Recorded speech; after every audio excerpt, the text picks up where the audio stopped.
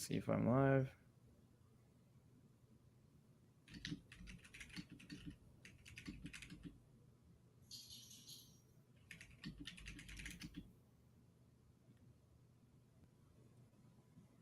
Okay, there it is. Hang on.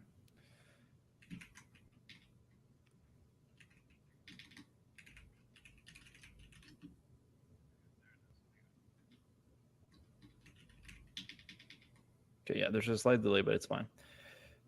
Okay, let's do copy link, and I'm gonna just upload this to Instagram if people want to join. Okay, it's finally working.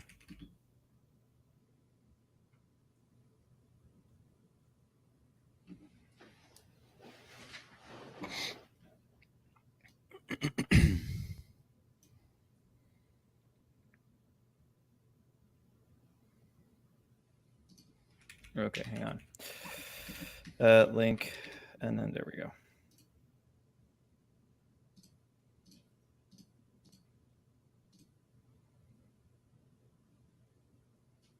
There we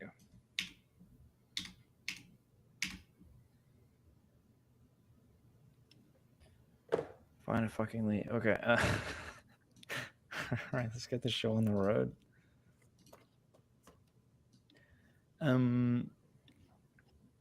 Okay, let me close this shit, and this one as well, and this one. Yeah. Do you want to get started? Should we play a video first, or? Yeah, let's play the video first. Actually, no. We should do intros. You think so? We can do it. Yeah. Good? And go. Cool. Hey, everyone. My name's Elliot Sierra. Online, I'm known as the Rehab Chiro, and I'm a chiropractor and health and fitness coach based out of the U.S. My practice is in Bloomingdale, Illinois, and today I'm joined by my co-host. Hi, I'm Alexis Leveillé. I'm practicing in Montreal as a physical therapist. I got my master's from McGill, and most people online know me as the Nobullshitphysio, which is, my personality when I'm a skeptical asshole online. And this is kind of an extension of this. We're going to look at sometimes dubious, sometimes relevant claims and examine their scientific legitimacy. Cool. So this podcast is called The Fact Check, and we created this as an effort to help parse through all the misinformation that's commonly plaguing the realm of musculoskeletal care. So the goal of this podcast is to help contain and eliminate the spread of misinformation in a way that's both constructive and entertaining to everyone. Yeah. So today we're just going to give you a roadmap of the episode. So what's the structure of this podcast? So we will address claims made today by PRI, which is the Postural Restoration Institute, which I will introduce to you guys. And one of its most prominent practitioners regarding the TMJ, so the temporomandibular joint, or the jaw, basically this guy.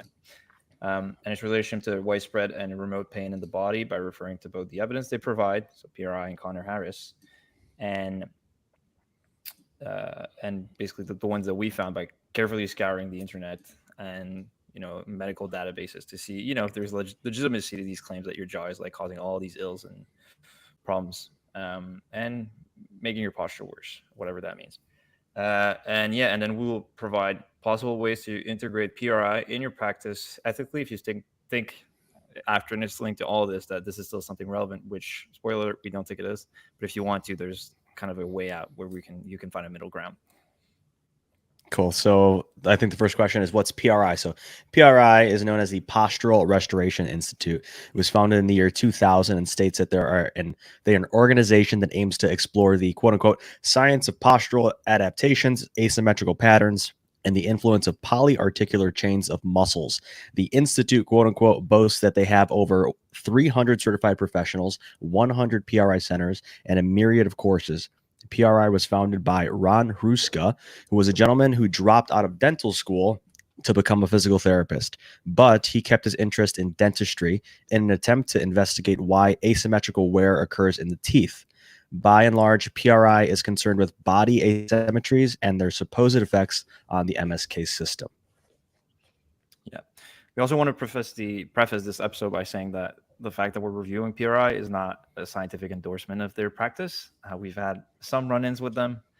I made a joke about PRI. I think they actually talked to me first because I made a post about them saying some of their theories were kind of odd. And I asked them for their best study, and it was such a trash study. I responded with the meme that was basically, the meme of the Earth exploding, and then it was Yeah. like PR practitioners be like, "Oh no, this is really bad for my foot posture" or something. Yeah, so I think they mean well. Some people that I know who interact with them a lot say they're a complete cult. But some people say that about Mormons. I'm not going to make any comments on that, but they are super nice.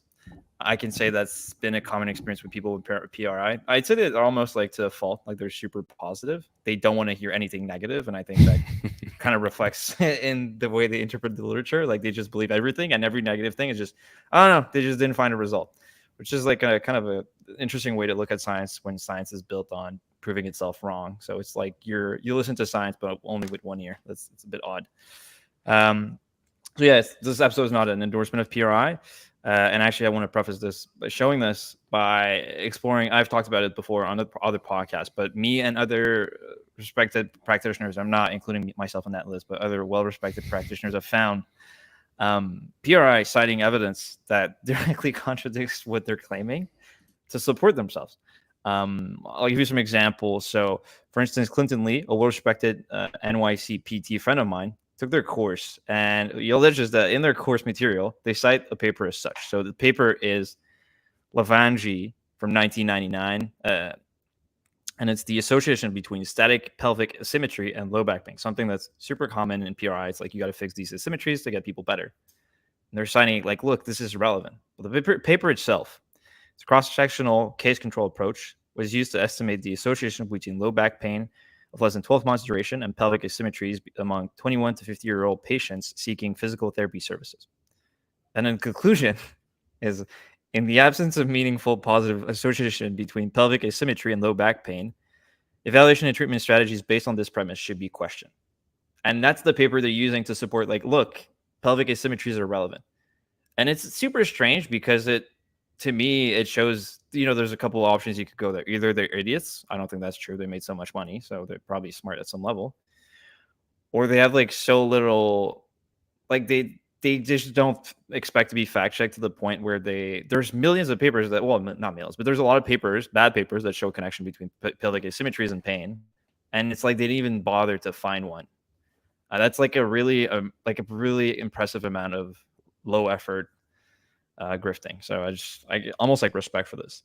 Also from 2019, another paper that's included, and I think I got that one from Angus Bradley, a guy who does PRI, I think, in an ethical way. He just uses like, yeah, that's something you can do. He doesn't claim it like rock hard science. So it says it's an RCT. So Richardson from 2019. It's an RCT of 16 people, and I'm gonna pull it up right now because we prepared some data for this. So let me just pull it up. I'll share my screen. Where is it? Richardson. Hang on. 2019. There it is. Okay. And then let me share this. I think it was the equivalent of a capstone for a physio. Capstone project. I'm not sure. I think it's this one. Yeah, it's from Texas, or at least it's a paper from Texas. No, that's not the paper. It's. Hang on. No, that's not the right paper. Hang on. Let me pull it up.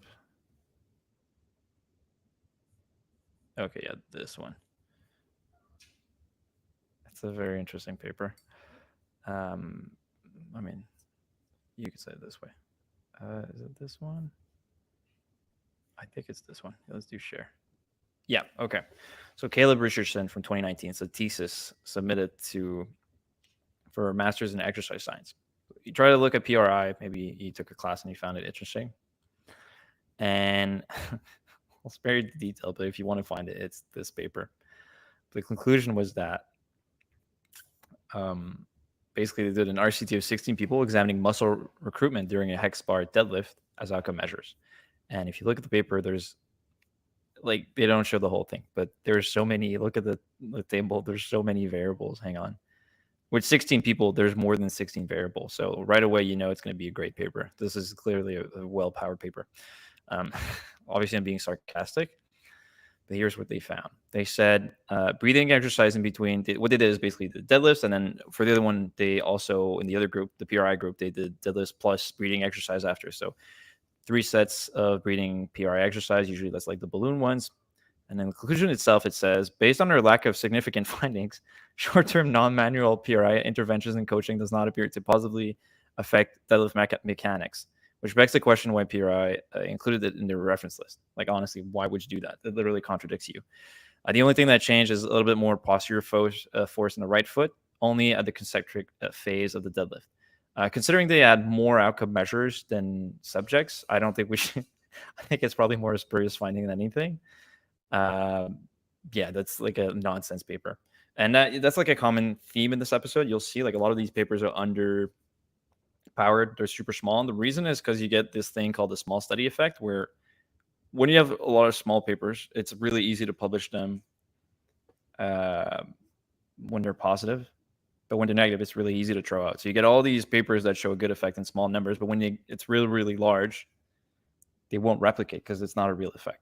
So it's like statistical aberrations.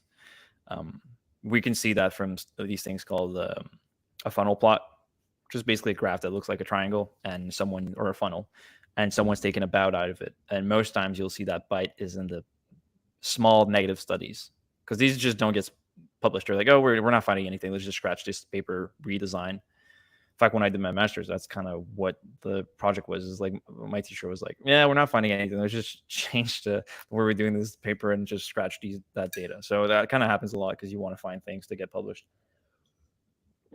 I'm not shitting on my teacher. He was a good teacher. I just think pressures. And then I'll just give the other one, Folk 2015, FAULK. It was an RCT of PRI versus traditional PT. So it was a sweeper stretch and a thrower stand. You can look that up. It's like a common baseball rehab series of exercise to increase the lack of shoulder glenohumeral internal rotation. So something that's really commonly missed in baseball throwers. It's like an adaptation. They lack a little bit more internal rotation than other stuff. And the conclusion is there was no statistically significant differences between the two groups in how they affect glenohumeral internal rotation. It cannot be concluded the groups are different across time between groups, or that there is an interaction between the two groups. So they're saying like PRI doesn't beat the other group. So considering PRI has woo-woo kind of narratives, and you can just do the simple thing you can find online, I probably would skip PRI in this case, at least for increasing glenohumeral internal rotation for this case. Yeah, it's this paper. Thank you, Elliot. All right. Right now, I think what's most interesting is a lot of people keep asking me to review Conor. I've been hesitant because I know Conor is a super nice guy. He follows me. I follow him. I just disagree with a lot of what he says. So let's just give him a chance and let him shine in the YouTube video he did. His videos tend to do well. I think he's biggest on Instagram, but let's look that up. So the first one, and we're picking that one, but there's many papers that kind of echo the same thing. They all base it on the same paper. There's a video saying like, oh, chickens do this. And PRI, it's a really common claim for some reason. They look at animals and they're like, hey, animals do this. We should do this. But like, we're not a chicken. I think that need to be said. Video is like 2 million views, and there's one that has 415,000 views, I think, done by Cairo, saying the same thing. But Conor's just like the video length was good for this format, so that's why we're using it, not because I have vendetta against them. All right, so let's pull that up, and this is where you realize, hang on. Yeah, let me do share. C'est gratuit de 30 jours maintenant. So the video is called "Is Your Job With Your Posture?" 47,000 views, but on YouTube it has like on Instagram. Today I want to help open up your mind and show you the significant role that our jaw and our bite have on our posture and even our movement. When people think about the idea of posture, they're usually thinking about the position of the spine and also tight or underactive muscles.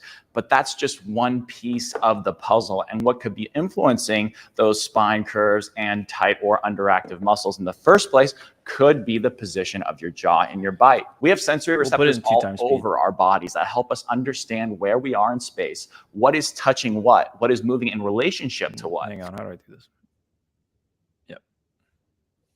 and how we need to better organize our body or our posture in order to effectively do what we need to do. One example of this within our skin would be your femi corpuscles, which are important for sensing stretches and micro stretches, which help us understand how our joints and muscles are moving in relationship to other things and where they could be in space. In our teeth themselves, we have something called periodontal ligaments, and these go within our gums, and these are very important and have been shown for helping us understand where our body is in space in relationship to our cranium and our jaw and our bite. Have you ever seen this creepy guy before? He's called the homunculus, and this guy represents visually our somatosensory. I just want to brag and say this was discovered on the street I study at McGill, literally called Dr. Penfield.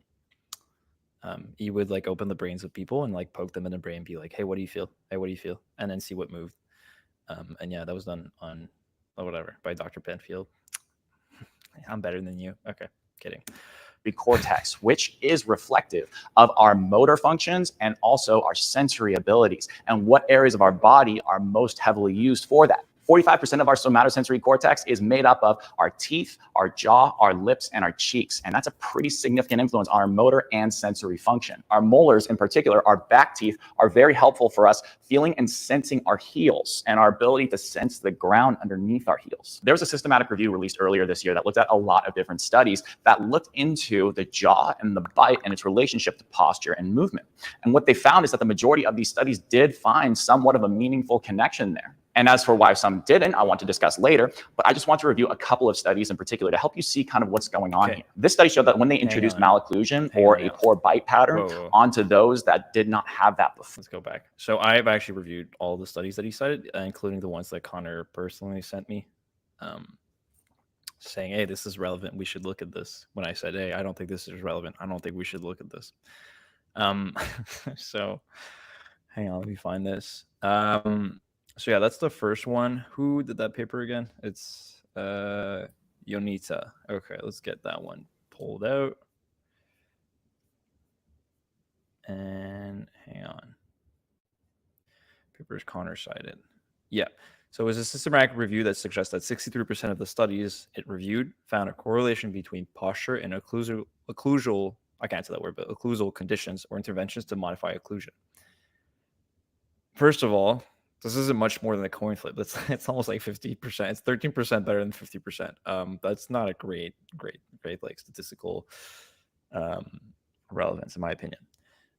Especially given these studies were all small, with an average of 40 participants, with only 7 out of 26 of them even having a control group to compare to. Honestly, it's actually astonishing that only 63% of these studies showed an effect, considering 50% were case series, where you literally choose the participants you present. So honestly, I'd say that being like just 63% is actually like good proof that there's probably not much there that's relevant for musculoskeletal rehab.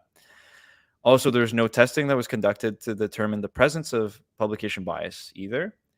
And again, that's problematic because publication bias could encapsulate what I was talking about earlier, the small study effect, where like they'll reject the small negative studies. And you'll see most of these studies are done by the same group. I don't remember the name of the guy, but it'll keep coming up. It's like these dentists really, for some reason, really want this to be a thing. And I don't know them personally, but it feels like they have an agenda giving the shitty quality of these studies and the fact that they never actually pull their money to do a study with the relevant sample size, actual control groups, like a decent study. This is like grifting 101, in my opinion, in a scientific way, I guess. Also, the paper does not talk about the magnitude of correlations observed. So it could be like a 3% correlation or 97% correlation. They do not discuss this, which is also suspicious. So like a lot of things correlate statistically without being clinically meaningful. So like if something is like, oh yeah, 90% of the papers show 1% correlation, honestly, who gives a shit? Like, but it's like, oh, it's connected. Like this is really all you can, like it might be connected. That's what it could be. And also for me, that kind of raises my suspicion that this is irrelevant. Because again, shitty ass papers where you choose the participant in a lot of cases, and you can't even find anything more than 63%. That's like abysmal. Okay, let's let the guy talk more. majority of these studies did find somewhat of a meaningful connection there. And as for why some didn't, I want to discuss later, but I just want to review a couple of studies in particular to help you see kind of what's going on here. This study showed that when they introduced malocclusion or a poor bite pattern onto those that did not have that before, they had significant changes in the pressure within their feet once they introduced those malocclusions. This study looked into scoliosis and showed that those with scoliosis had twice as high a likelihood of presenting with some sort of temporal mandibular dysfunction and also poor occlusion. Okay, hang on. The first one was a pilot study. So pilot studies means too small to make any conclusive claims. So right away from the title, we can say, yeah, that's not really relevant. Hang on. I think it was the Cuccia. No, not the Cuccia paper. The second one was the James Bermudez thing, I think, paper. Yeah, the 20. Oh, that was 2023. Some stomato alterations. Okay, let me see. Bermudas. I don't have that one. Hang on. Let me just make sure that's the correct paper. Yeah, I have it. So it's the 2023. I just wrote the wrong number for some reason. Yeah, okay. So I'll just pull that one up. I'll share the screen here. Well, actually, it's the study that he's saying, so I'll just add it on the screen later. But basically, this is the James Bermudez 2023 paper is another review, so reviewing the same papers, presumably. But that one's a meta-analysis looking at the relationship between malocclusion and scoliosis from a sample of 14 studies comprising about 3,000 patients in total. It revealed that subjects with malocclusion were 4 to 6.6 times more likely to have idiopathic scoliosis, and that people who had idiopathic scoliosis were about twice as likely to have occlusion disorders, overjetting incisors, and to have TMJ dysfunction. First problem is none of these studies were prospective. So there was one retrospective cohort, 13 cross-sectional studies. So we can't say anything about causality. Besides that, the included studies were all of moderate to high quality.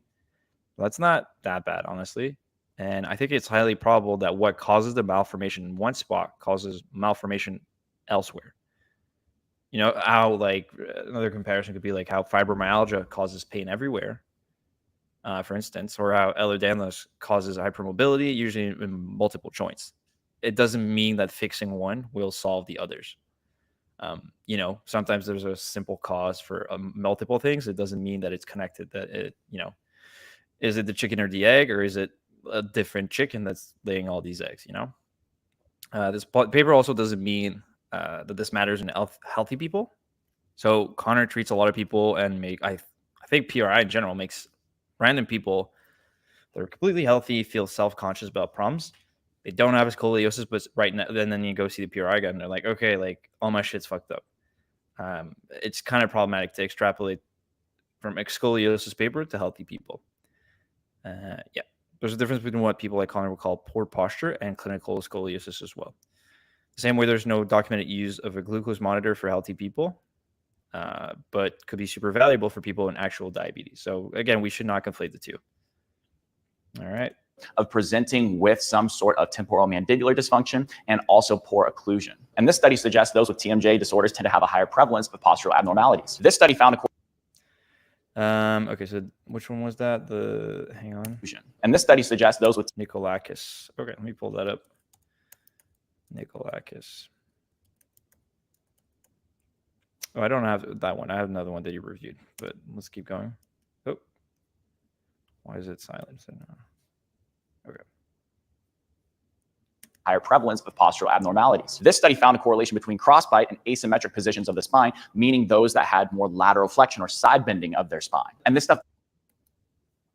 Okay, so crossbite leads to unilateral problems. Let's look at that. So that's the Piancino. Okay, so Piancino in all 2023. It's a prospective paper of 87 children with unilateral posterior crossbite. Basically, like your molars, they're not perfectly aligned.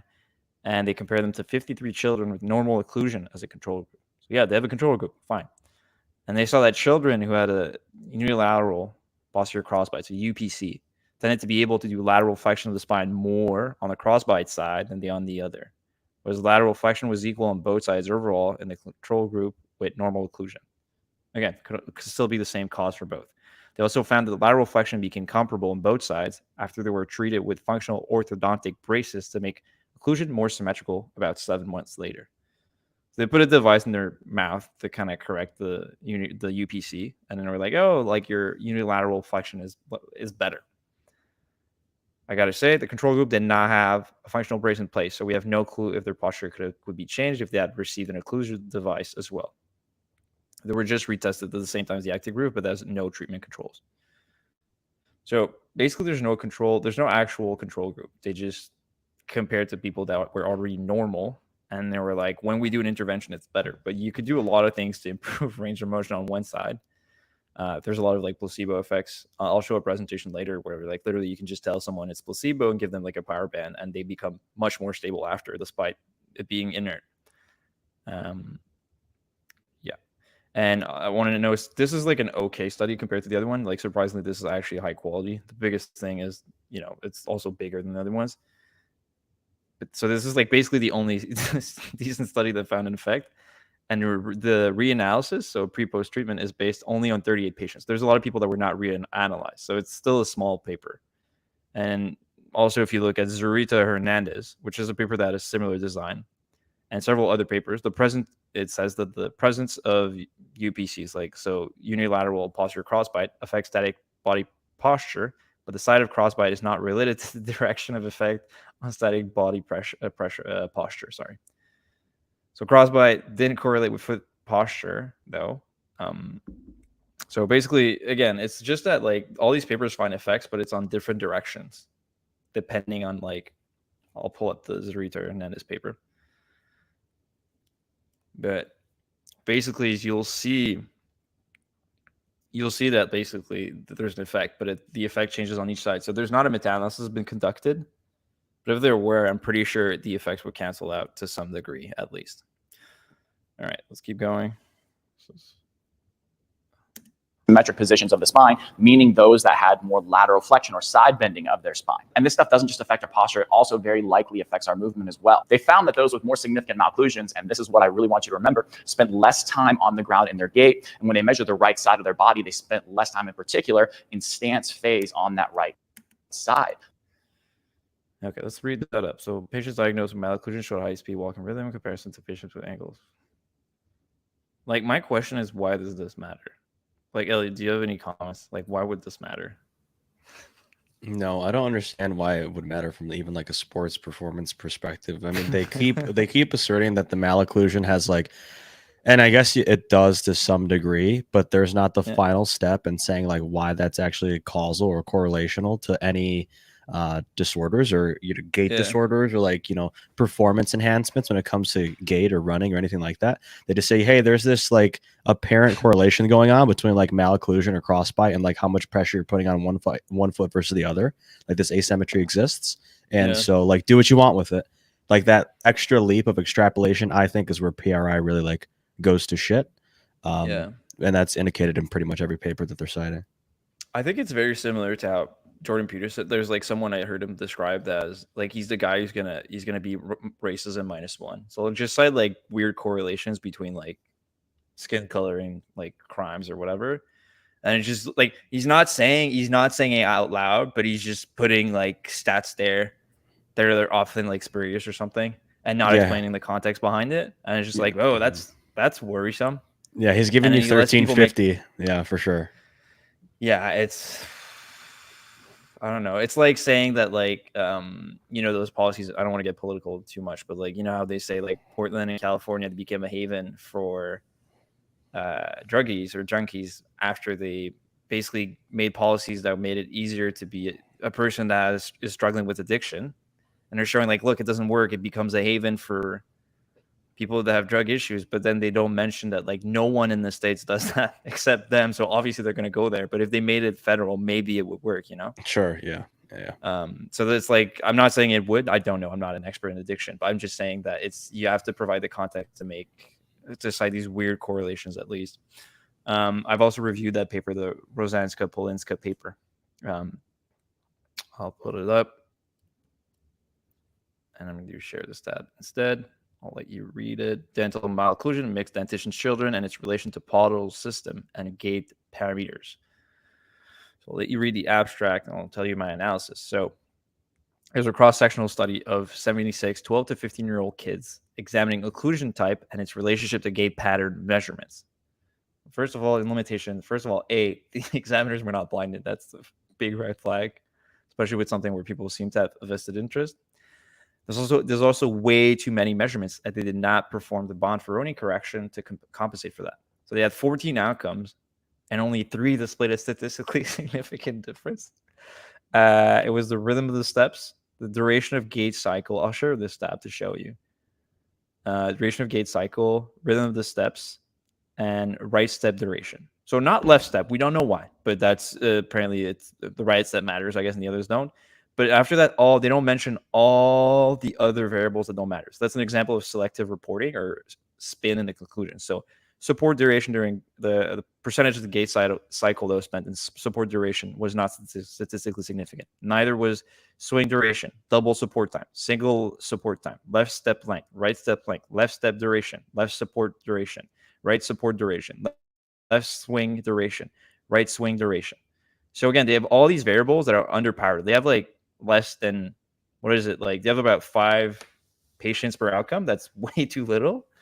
And again, when you do that, sometimes there's a way around it where you can do some tablecloth math and use what's called the Bonferroni correction. The Bonferroni correction is basically, we usually want the p-value to be at 0.05, right? You want it to be higher than that, the alpha value. You want the p-value to be whatever.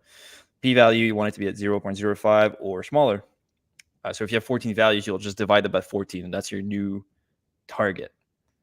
They didn't do that. They just assumed that if one is positive, then that's great. There's an old stats joke where it's like scientists will conduct a study, and they'll test the M&Ms, and they'll be like, oh, the yellow M&M doesn't cause cancer, and they'll test the blue M&M. Blue M&M doesn't cause cancer, and they do that all the colors, and then they find like, oh, like the violet M&M causes cancer, and then the article title will be like, violet M&M causes cancer. It's just, if you try enough times, you will find a spurious correlation. So I think that's what's happening here.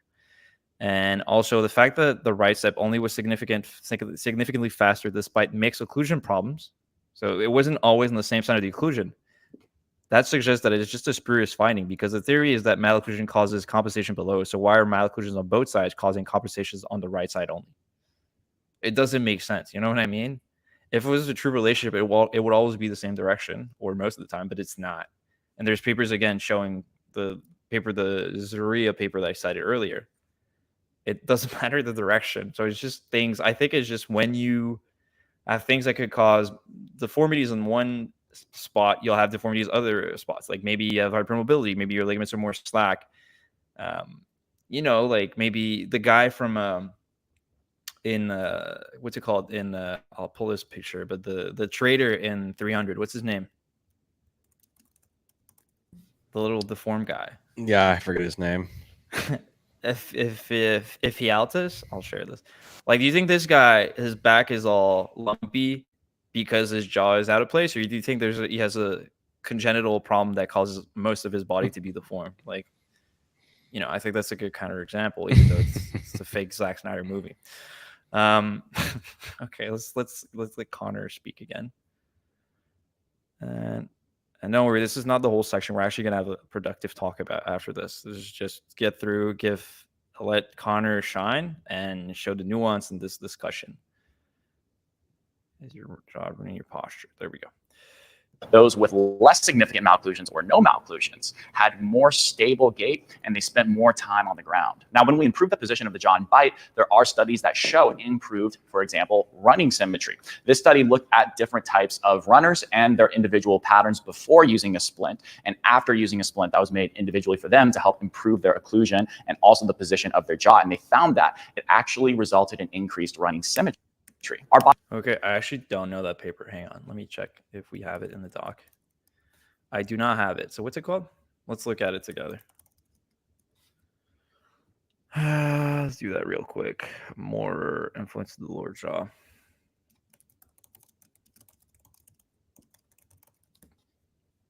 Okay, so 2015 on the running pattern. It's actually free. Okay, cool. Let's look it up together. So 20. Okay, wow. 20 healthy young recreational runners participated in this study. They use an 8-camera Vicon motion capture system. That's fine. That's valid.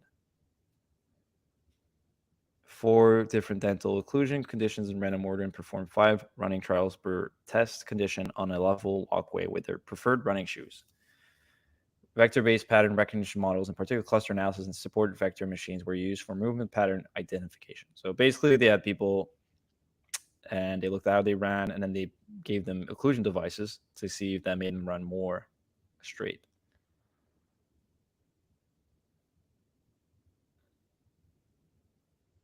No overall classification of the splint condition could be observed. Within individual subjects, different running patterns could be identified for the 4 splint conditions. The splint conditions lead to a more symmetrical running pattern than control condition. The influence of an occlusal splint on running pattern could be confirmed in this study. Wearing a splint increases the symmetry of the running pattern, more symmetrical. Okay, we'll have to review that one. I did not know, but big caveat is it's 20 people. And again, they didn't control it. So if you do a study, let's see what they told, but I assume they told them it was about symmetry. Yeah. So if you have a study and then you tell people, hey, we're looking at symmetry, and then you give them the thing that's supposed to correct it, I assume they're supposed to be more symmetrical. But we'll have to review that paper. But just the fact that it's 20 people is like ridiculous. Okay, let's keep going.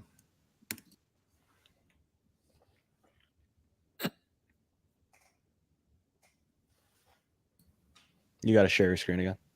Oh, sorry.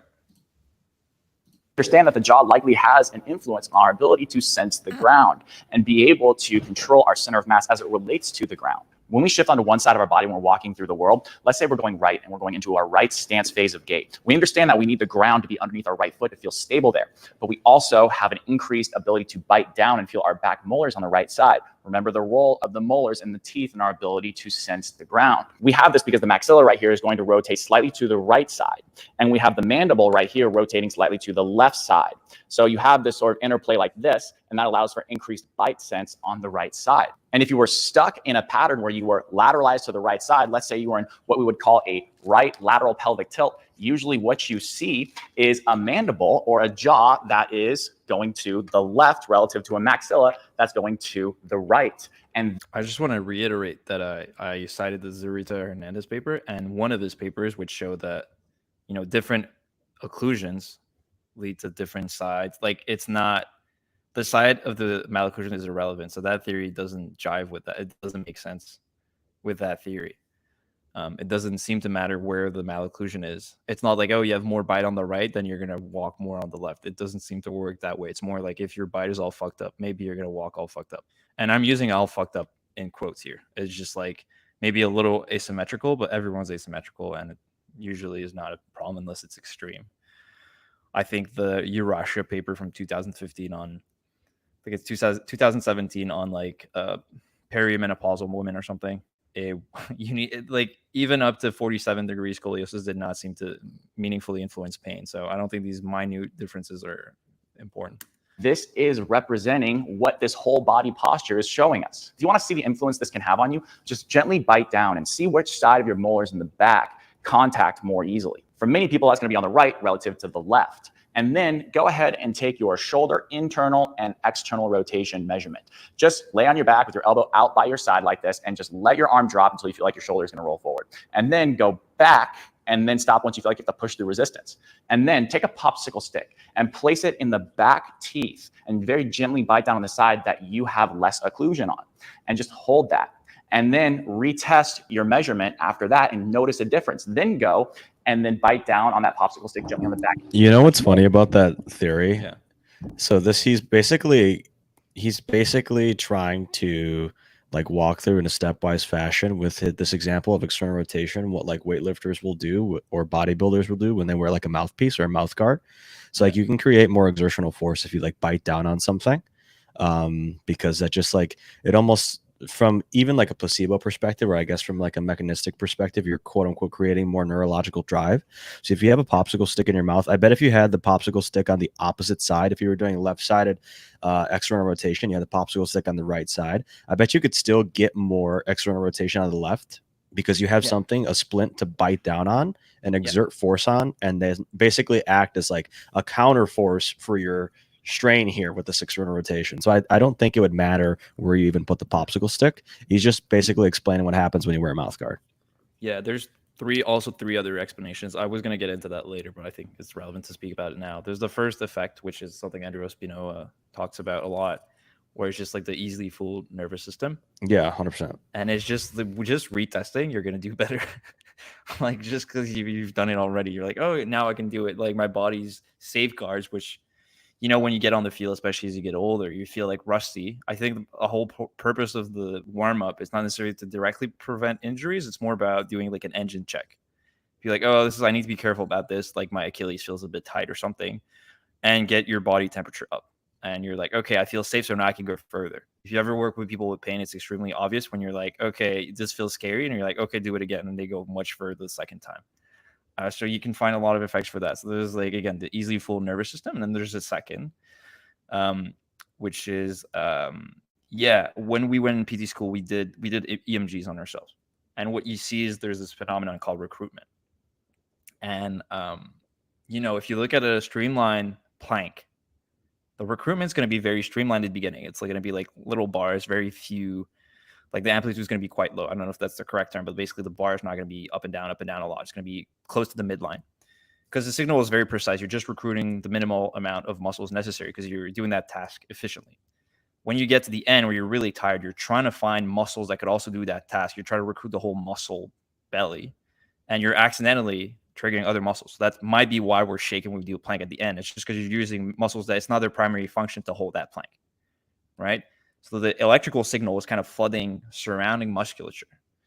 So the fact of biting on something could be just like, it's a way to like, fuck it, I'm just going to go all out on that muscle, including my jaw. Like I'm just going to contract everything.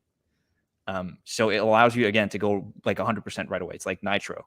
It's probably not, like you said, the direction of the bite. It's just the fact that you have something to bite against so it doesn't hurt your teeth. And that allows you to, again, to recruit more muscle right away. So that could be the other explanation. The third one is this presentation that I did with actually this professor. I did a post about this on neurohacking a while ago. This Australian professor, really good professor, Paul. He has a really cool accent. I don't think he's from Australia, but he has an amazing accent. It's Paul B2B is his Instagram. You should go follow him. He's actually like an actual good physio that cares. Like it's kind of rare to see. He's not like not jaded, which is I think is crazy. Okay, so let's do this tab. Okay, perfect. So sent it to me and wanted my take on it. The guy in it claims that you can increase hamstring flexibility immediately by stimulating the trochlear nerve, vagus nerve, and the hypoglossal nerve, which are cranial nerves. Obviously, that's a bunch of nonsense, but I think the actual reasons why that's happening are quite interesting. And to explain it, and I'll explain why his reasoning is nonsense, but to explain how it actually probably works, I've got a video done by Paul McCambridge from the University of South Wales. He's a lecturer there, and it's quite interesting. It might be a little bit long, but honestly, it's very interesting and very worth it. So I suggest you listen to that after. So one reason why this is nonsense is that it like tickling someone, saying this is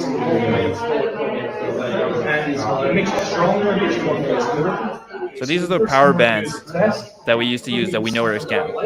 Your arms are going to be up strong. I'm going to push down on the elbow, and I'm going to try and get those balance. I want you to imagine stick right through here. So if I push your arm down, the arm is going to go down like this. You're keeping it really solid. So I'm going to push right here. That's right on the top. You can watch this, so I'm going to be the same space. So 3, 2, 1, let's go. Okay, let's try again. 3, 2, 1, let's go. Not bad. Okay. Power band versus Boston Celtics movement. Yeah, I just want to say that company was sued for making false claims, so this objectively does not work. And that's what he's going to tell. Arms. Up. Leg up. Nice and strong. with the arms. Is that the same place? You sure? Yeah. Okay, let's go. So now he has the band in his hand. And he's much better because he's retesting and he gave him placebo. That's test one. That's test one. He's still not convinced, even though we made you stronger. So what I want you to do is just watch first. Look at my thumb. I'm going to look at my thumb. Feet are facing forward. I'm going to rotate, and I'm going to keep rotating until I'm absolutely in my end. I cannot go anymore. And I want you to hold it there. Okay, so feet together. Left to right. Keep looking at the thumb. And then start to rotate until you get to the end, and then hold it there. There? Okay, hold it there, hold it there. I'm going to pop this in your hand. Okay, let's do the other one. Your hand, close it, arms. Close it, make sure you feel it. Can you feel it? Okay, I want you to try it further. Lovely. Excellent, relax. So we've got about an extra 15 degrees. You're still not convinced. This guy's hard, isn't he? 20 final put it down. He landed by. Okay, hamstring flexibility. Adamikis also does a presentation this way. He literally just rubs people. Okay, getting guarded resistance there. I don't know what that angle is. Let's say about 60 degrees. You're happy with that?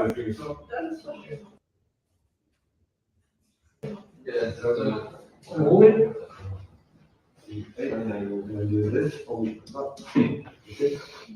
Magic. That's all you do. Close it. Make sure you feel it. Can you feel it? As you can see, it's extremely. Again, they told him it's a placebo. They know it's a physio student. They know it's a placebo. And it still makes them better. So theory that putting a popsicle stick in your hand because it gets better, it's because my theory is correct, is extremely, extremely dubious. Especially since I could not see much biological plausibility. Like they were talking about like proprioception as if it makes it easier to see like where you are in space. It's like they can see where their arm is. Like if that was the case, like just looking at my hamstrings would make me more flexible. Probably way more because it's like the eyes are way better at providing like feedback of where you are in space than proprioception.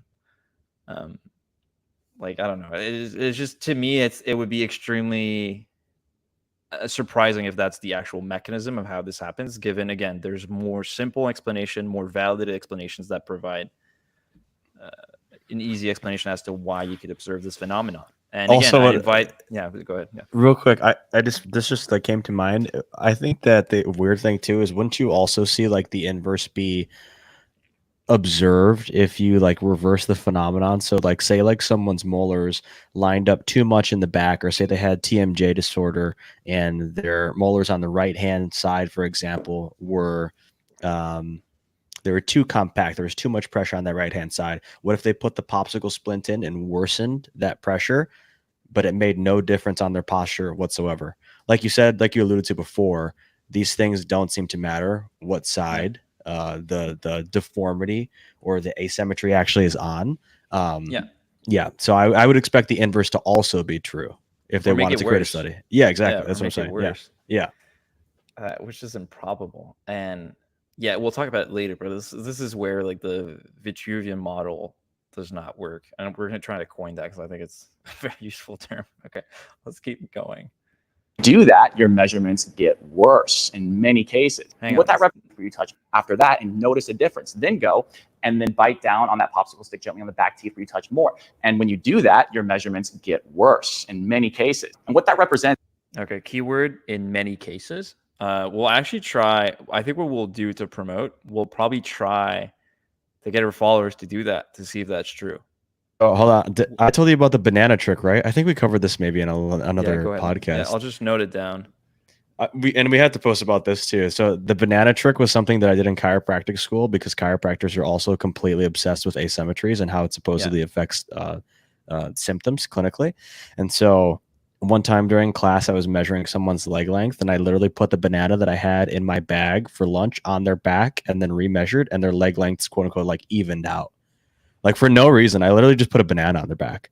And whether or not the mechanism for that was like the absorption of potassium through the skin, maybe from the banana, or just like their nervous system being fooled because there was additional pressure in their mid back and they knew that I was trying to level out their hips, quote unquote, level out. I think it's probably the fact that they knew that they were trying to get leveled out, Yeah. So we'll run a test with my followers, see if that actually matters. And I don't, because he says in many cases, so I don't think he is convinced. Like, is that our teeth grounding on one side improves our awareness and our sense of stability and even safety neurologically on that side. And that, you know what else does that? Doing the movement a second time. Okay.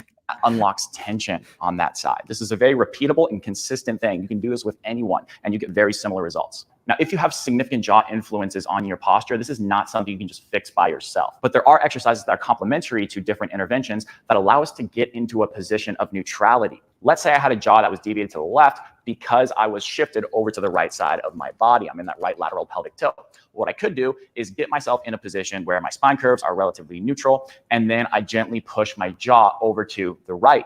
And this oftentimes frees up the neck and a lot of those shoulder things we talked about earlier, because you are creating an opportunity for a better bite and better occlusion and better ground sense on the side that's missing it.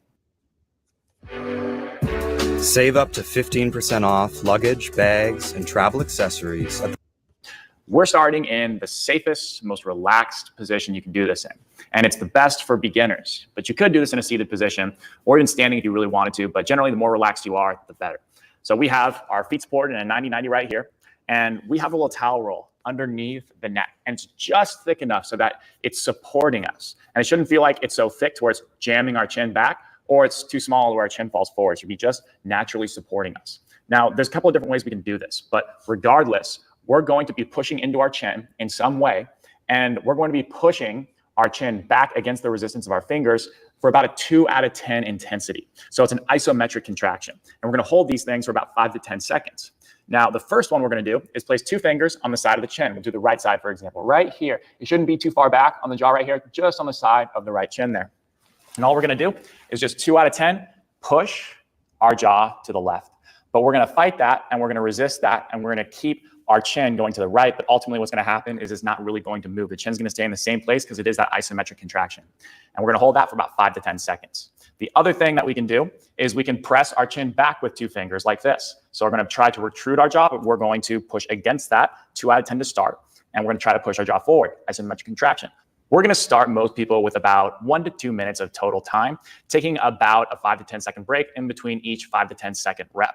And as I mentioned, 2 out of 10 to start, but you want to add 1 out of 10 intensity every couple of days. So for example, start at 2 for the next couple of days, then go to a 3 for the next couple of days, then go to a 4 to a 5, but you don't want to ever really go past a 5. You want to stay at a 5 for a couple of weeks or as long as you need to. But what about the studies that didn't show a correlation? Well, it's important to discuss those as well to be fair to what the research shows. Now, some of the splint studies did show really positive results and others didn't. And the reason why I think the ones that didn't get results had the outcomes that they did was because of the way that the splints were being made. Now, you can build it up on one side more than the other, so that way you can create more even contact of your teeth. But again, it depends on how it's being made. When people create these splints, a lot of the times they're not taking into account the position of the cranium and also the cervical spine and the rest of the body posture. Now, to be transparent, in a lot of these studies, they did not describe the position the body was in when they took the impressions to make these splint devices. And that might be a big hint right there. In order for us to be able to properly create some sort of appliance that improves the position of the jaw and the bite, we have to take everything into account. And I think a lot of people aren't doing that. Alice Lamb is a dentist, and she is part of an organization when they took the impression. You know what this is like?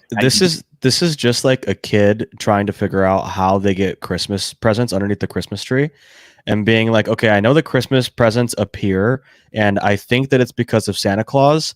I can't prove that, but I think that I can't find Santa Claus because my measuring device, like my tool, just can't find Santa Claus. Like I can't measure the magical abundance of energy around the Christmas tree, but I know that Christmas presents actually exist underneath the tree. Like he's nitpicking things that probably don't even matter in the greater study design. The expression I believe is tooth fairy science. You Yeah, can conduct a perfectly valid study, but if it doesn't exist, if it's not valid, a reliable study, replicable study, but if it's not about something valid, it still doesn't matter. Are you pulling up study right now?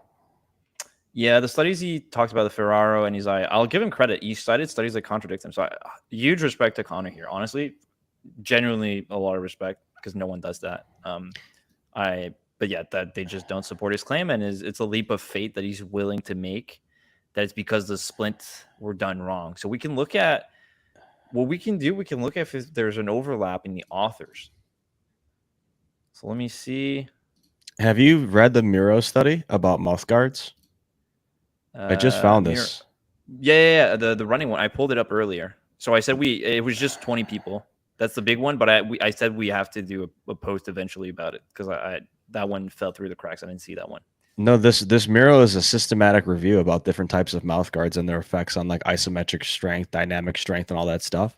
And it shows ridiculously mixed results. Yeah, it's not like they can provide any crazy conclusions from this. Okay, hang on. Let me just do the people that were in the Isaiah 2019 paper that contradicts them. Were they dentists?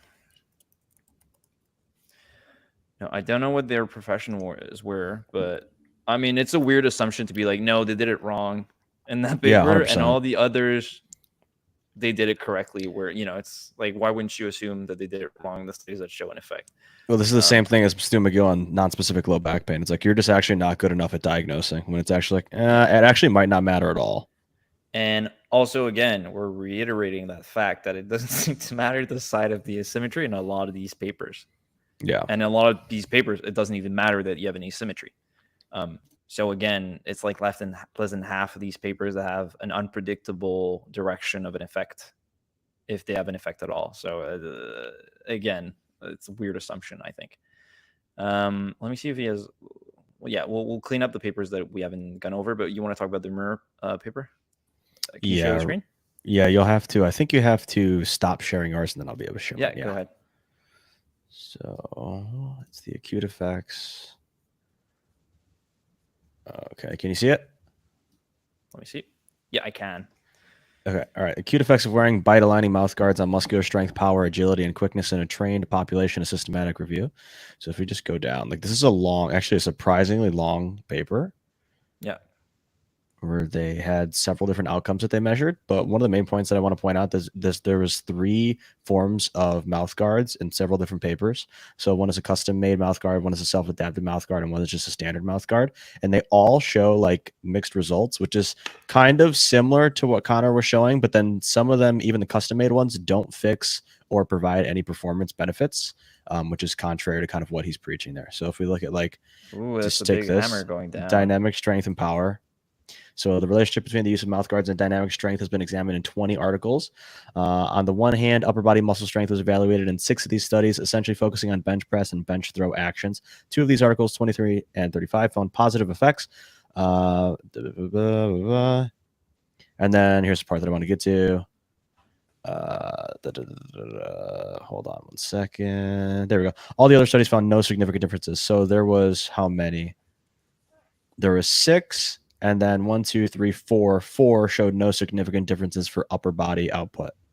And then if we go down, it just keeps measuring. Lower body is all of these studies. So assessing lower body dynamic strength and power, vertical jumps, positive effects in at least one of the assessed variables. 8 of the 9 studies were performed using CMM. So it shows pretty mixed results. I mean, 3 to 1, 2, 3, 4. Yeah, 3 to 4 in this one. So we should definitely do a deep dive into this because this is kind of going into like what he's talking about with splints, and shows that even custom-made mouth guards sometimes do not outperform like normal, regular, not custom mouth guards at all, and sometimes have no effect whatsoever. So pretty cool study. I think we could draw a parallel between, how for patellofemoral pain, it is recommended to use insoles, but sham insoles perform just as well. Yeah, exactly. Yeah. Like it works. I tell people to get them, but I tell them to buy the ones that you can get at the store. There might be some case uses where foot orthoses prescribed by a podiatrist are probably better than sham ones. my bias is probably like foot issues or ankle issues, where the biomechanics are probably more closer to the locus of nociception, where like there it could be relevant. But when it's above, it's probably you're just modifying something, and then it feels good. Right. Kind of like you're just, it doesn't matter how you're modifying biomechanics, you're just changing something, or you're just providing a placebo. I have no idea, honestly. I'm not going to pretend I do. But the point is, it's kind of akin to that. So if we could call this an a fortiori argument, I use that term a lot, but it's like a law term. But basically what it means is like, if something that has more claim to be true isn't true, then the other thing should not. So the example could be like, if you can't bring a chihuahua to a park, the dog park, to a park, you can't bring a dragon either, even though the law doesn't say that. So the point is, if insoles, which, you know, it's a weight bearing joint, the foot, if insoles or like foot orthoses do not seem to help, do not seem to help directly, or at least not via changes in biomechanics, because shams works just as well, it'd be extremely like surprising if your jaw affects your back pain because it's a non-weight bearing joint. Again, it'd be extremely weird that that would have an effect, right? Because one is much more biologically plausible and it doesn't, and the other is like it's a crackpot theory in my opinion, and then that would work. It doesn't really make sense in my opinion. Again, Yeah, I mean, it's like a similar thing with like ergonomics and chairs, right? It's like even if you work on the local spot where the pain is supposedly occurring and you change the biomechanics or the static posture of that segment of the spine, it has like no real benefit. Yeah, same thing with shoulders. Like Hogan 2020 is one of my favorite papers. So they showed, I can pull it up. I had that saved up. We're kind of hopping around the presentation, which was super fucking long. Hang on. Where's my Hogan paper? You know what? I'll just pull it up. So Hogan meta-analyses of scapular dyskinesis.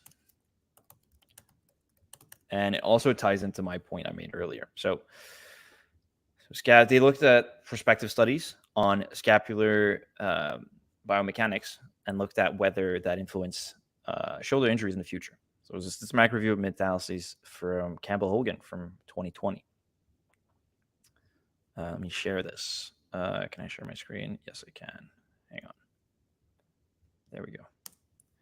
So a systematic search was conducted, and 7 studies were eligible for inclusion, but it only took papers that were prospective. For those that are not familiar, prospective means that they take people before they incur an injury or pain or the outcome of interest, like before they get cancer or something. It's not like looking at people that already have cancers as diet. It's more like looking at people's diet and then seeing who gets cancer in the future.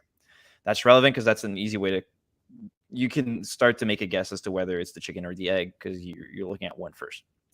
So basically they looked at whether people moved wrong. I'm using that in quotation marks if you're listening to the audio, because we don't really have a consensus on what's wrong in terms of scapular dyskinesis. And it showed that there was 212 shoulder injuries observed across 923 athletes across all these studies. And scapular dyskinesis was present in 46% of participants. And these athletes had an injury rate of 25%. The presence of scapular dyskinesis displayed a trend to increase the risk of shoulder injury, but this was not statistically significant. So it was a risk ratio of 1.07 with an overlap with 0. So 0.85 to 1.34. So there's no meaningful difference.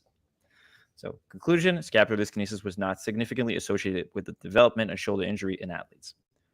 So basically, again, that's the problem when, like for the TMJ issues, they're always relying on retrospective papers. So a lot of people, when they have pain, also that's another explanation for this, when you have pain, you're going to stand differently. Like what's one thing that people do when they have pain? Like we move people all the time and we look at their pain threshold. What did someone do when you move their shoulder too far? I'm asking you. They wince, they freak out, they run away from you, they change what do you their do when posture. you wince? You move. Clench your jaw. So it could also be that the pain is causing the different posture. It could also be just the way that you're tilting your head to bounce when you're unbalanced at the spine. Let's say you have scoliosis, is affecting through gravity which teeth are in contact. Right? It could be as simple as that. Like, again, chicken or the egg, but there's no prospective papers, so we cannot make that claim. But when we look at stuff that has more biological plausibility, again, we're looking at scapular dyskinesis. So basically how your shoulder blade is influencing your shoulder pain. It doesn't seem to have an effect. And that's much more plausible. There's much more serious scientists that have peered years of research into this, and they're like, yeah, we can't really find like a meaningful difference. Why the fuck would your jaw influence your back pain or your foot pain or your foot pressure? It's like in a meaningful way or a way that you should focus on in the limited time that you have allotted to yourself. I couldn't for the life of me figure that out. And then also the scapular dyskinesis discussion could be extended by this paper by Takeno, and also another one of my favorites. So Takeno 2020, I think it's motor control exercises. I remember the design, but basically what they did, hang on, do I have the Takeno paper? There we are. I pulled them up. I'll just use it as visual to make the editor's job easier. So therapeutic interventions for scapular kinematics and disability in patients with subacromial impingement, a systematic review. So what we would call today rotator cuff related shoulder pain or rotator cuff tendinopathy or subacromial pain. Basically what they did, again, only they took RCTs and they looked at people that had interventions where the intervention's goal was to change scapular kinematics. So to correct the poor movement of the scapula, the dyskinesia. And they looked at whether people got better. And they did. The motor control exercises helped. And that's nothing new. We know that motor control can help. The problem is that it wasn't due to a change in biomechanics. So we see standardized mean difference between pre-intervention and post-intervention measures with 95% confidence intervals were calculated. We observed that the disabilities of the arm, shoulder, hand scores improved. So people got better, so mean difference of 0.85. It's not bad. We did not observe changes in scapular upward rotation, posterior tilt, or internal rotation. Conclusion: the short and long-term therapeutic interventions for subacromial impingement syndrome improved patient-reported outcomes, but not scapular kinematics. The identified improvements in shoulder pain and function were not likely explained by changes in scapular kinematics. And that's something a lot of people don't understand. When we criticize things, a lot of the times we're not saying, hey, this doesn't help people. We think it helps. Like movement in general is helpful, especially if it's done in a like reduced load, but it's just probably not for the reason, the crackpot reason people are giving. It's probably just because they got moving with confidence and they maybe reduced overtraining or reduced sedentary lifestyles. Right. I think what we do is we kind of bring balance a lot of the time. So if someone's super sedentary, you give them a bit of movement, maybe it helps. Maybe if someone who's completely overtraining, you give them motor control exercises, it distracts them until they get better. And maybe makes them explore a little bit more range of motion. That makes maybe, sometimes you gain range of motion and you can move differently, and that's helpful. But the point is, it's not because your intervention works, that it is for the reason that you think of. And again, I'm reiterating the same thing. This is a way more plausible explanation, and it doesn't check out. So I don't think changing your jaw position is going to solve your foot pain or your hip pain, because this is a local intervention that doesn't have a local effect. So why would a distal intervention on a non-weight-bearing joint? And again, how many joints are we removed from the foot? So it's like the jaw, all the vertebrae. So let's be clement and say like the spine is one joint. So that's 1, 2. You got the hip, that's 3. You got the knee, that's 4. You got the ankle, that's 5. You got the foot, that's 6. You're 6 joints away. And that's the key to your pain, I guess. Because that totally makes sense. Even though one joint away doesn't do a difference. Even the joint itself, kinematics being changed, doesn't do a measurable difference. So yeah, I think we can get the kind of the point. So do you have anything to add to this? Because I feel like I've been rambling for hours. No. I was going to bring up just the ergonomics of low back pain and how I think like the ergonomic chairs are the equivalent of almost like an occlusal splint. And even like in ergonomic studies, we see that the ergonomics of a chair actually doesn't make any difference for the onset of low back pain. So let me share my screen real quick. I just pulled the study up. It's a really quick study. Yeah, let me remove my share. So it's a study that has to do with looking at 2 randomized control trials, and real simply, they just don't show. This guy right here. If we just go to the bottom, conclusion: unless supplementary high quality studies provide different evidence, chair interventions are not recommended to reduce low back pain or discomfort and activate trunk muscles. So pretty clear indicator that when we use what's basically the equivalent or analogous to like a malocclusal splint, which is like a lumbar brace or a lumbar brace that's on a chair that's supposedly supposed to increase your ergonomics and increase your static posture, it actually has no effect. So similar thing, similar idea. I agree. Yeah. Okay, let's finish this video. Hang on. Let me share the screen for Connor. Well, I give credit to Conor. He cited contradictory evidence, and try to provide an explanation. I honestly respect that. On one side more than the other, so that way you can create more even contact of your teeth. But again, it depends on how it's being made. When people create these splints, a lot of the times they're not taking into account the position of the cranium and also the cervical spine and the rest of the body posture. Now, to be transparent, in a lot of these studies, they did not describe the position the body was in when they took the impressions to make these splint devices. And that might be a big hint right there. In order for us to be able to properly create some sort of appliance that improves the position of the jaw and the bite, we have to take everything into account. And I think a lot of people aren't doing that. Alice Lamb is a dentist, and she is part of an organization called Applied Integration Academy, who are the first people that are truly taking into account the entire body when they make things like splints. Alice has explained to me that when she makes appliances for the bite or the mandible or the cranium, she really makes sure that she puts the person in a neutral position, meaning that they have their heels grounded on the floor. They have a neutral position of their lumbar, thoracic, and cervical spines. And also their cranium is in a position that will allow them to express neutrality as well. And then she takes the impressions there. If we can all agree that it's pretty likely our posture is being influenced by our jaw and our bite, then doesn't it make sense that the rest of our body and that posture is influencing what's going on up here as well? It's a two-way street. I see all the time when we create more neutrality within the bigger structures below the head and the neck, a lot of the times occlusion changes. People's bite noticeably changes and the position of their head changes. So wouldn't it make sense if we're trying to determine what kind of an appliance and how to make that appliance for a person who needs that, they should be able to access a more neutral position of their body first, or just simply put them in a position to then get everything in alignment so that way that they can make that appliance that will help hold them in that alignment. This might sound crazy, but as this industry progresses, I strongly believe that the best trainers and the best coaches are going to have relationships with orthodontists, with dentists, with physical therapists, and all these other disciplines that can come together and help understand how can we get someone in a position that restores movement and more neutrality to the body. So that way the body can access all these different positions it couldn't before, because the body is being held in a pattern. It's being held in something that is limiting oftentimes its ability to either shift over to one side or simply shift into either side. And if this is being significantly influenced by the position of a jaw or malocclusion, then we need to be able to refer out effectively and have a dialogue with how we as movement specialists can get the body in a good position, but work alongside dentists who can create proper appliances to allow for repositioning of the things above the level of the neck. If you want more information, I'm going to link the studies down below in the description. And again, stay tuned for more content that's coming out very soon of how we can align these things better and pick exercises for those who is appropriate for it. That will help take into account things from head to toe, from the head to the rib cage and thorax, all the way down to the pelvis and the feet, and effectively integrate these so we have a better ability to sense the ground as we shift from side to side, because that's the name of the game. Can we effectively control our center of mass? Can we get everything aligned to help control our center of mass more effectively?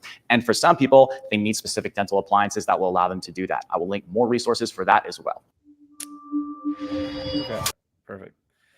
I feel like I went over his studies because again, he sent him his comment. I'm not going to go over his other interesting studies section, but let's just go over them, the ones I haven't done.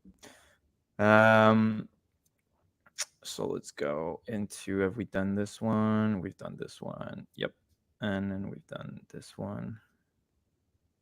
Yep.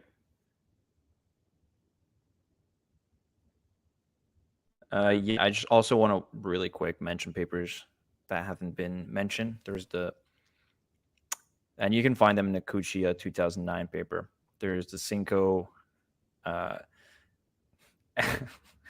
SINKO 2006 paper showing no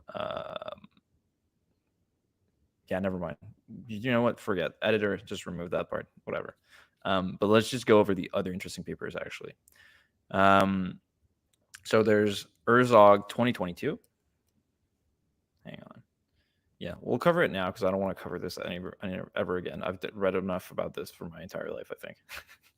So improvement of cervical spine mobility and stand stability by wearing custom-made mandibular splint in male recreational athletes. That's a study that Conor cited again by Joanna Herzog in 2022.